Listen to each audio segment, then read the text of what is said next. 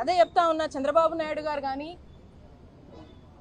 Health minister గారు కానీ అందరూ కూడా ఈ మెడికల్ కాలేజీలు జగనన్న తీసుకొచ్చినటువంటి మెడికల్ కాలేజ్ని ప్రైవేట్ వాళ్ళకి ప్రైవేటైజేషన్ పనిలో బిజీగా ఉన్నారు.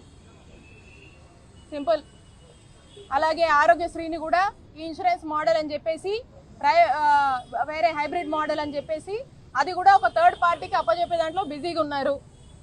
ఏకంగా ఎట్లా చూసినా కూడా వాళ్ళకు ఉన్నటువంటి ప్రభుత్వంగా మనం నిర్వహించాల్సినటువంటి బాధ్యతల్ని ప్రైవేటైజేషన్ అని ఒక థర్డ్ పార్టీ చేతిలో పెట్టేసి హ్యాపీగా పందపించుకునే పనిలో ఉన్నారు.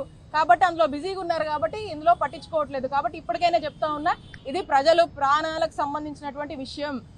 ఇది చాలా సీరియస్ అంశం.